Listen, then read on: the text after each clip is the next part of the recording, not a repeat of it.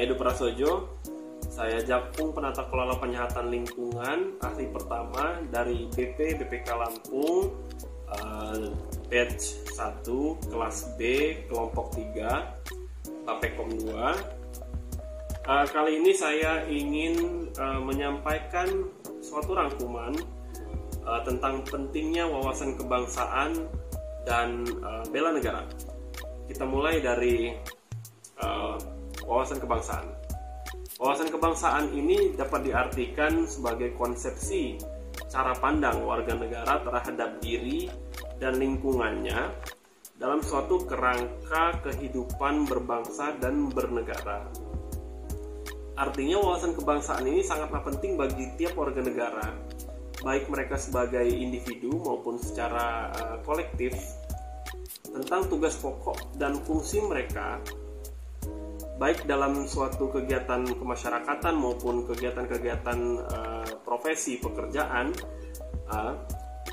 itu tentang kontribusi mereka, gambaran besar kontribusi mereka terhadap tercapainya tujuan negara Indonesia yang berdaulat, adil, dan makmur. Jadi ini adalah suatu wawasan yang sangat penting bagi keberlangsungan Indonesia.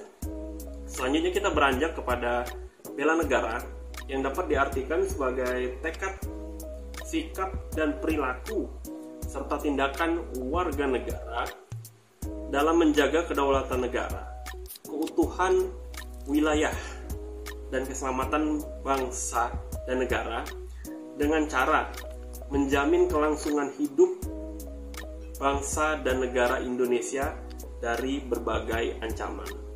Nah, seseorang itu sendiri bisa dikatakan memiliki nilai atau sudah melaksanakan bela negara jika memiliki nilai-nilai dasar 5. Yang pertama adalah cinta tanah air, kedua sadar berbangsa dan bernegara, ketiga setia pada Pancasila sebagai ideologi negara, yang keempat rela berkorban untuk bangsa dan negara, dan yang kelima memiliki kemampuan awal bela negara. Nah, penekanannya dari bela negara ini adalah menjamin kelangsungan hidup bangsa dan negara Indonesia dari berbagai ancaman. Jadi warga negara ini dengan nilai-nilai dasar tadi, mereka berusaha menjamin negara Indonesia itu untuk tetap ada. Baru kita bisa mencapai suatu kedaulatan, keutuhan teritorial atau wilayah, dan keselamatan bangsa dan negara. Kita berikan contoh misalnya petani. Petani ini bisa membela negara dengan cara mereka berdisiplin, menjaga kesehatan mereka.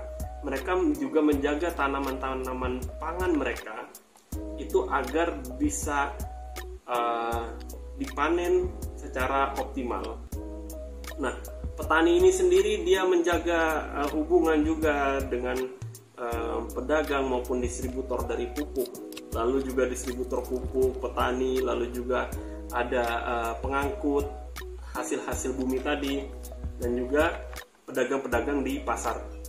Nah, ini adalah suatu rantai pasok pangan.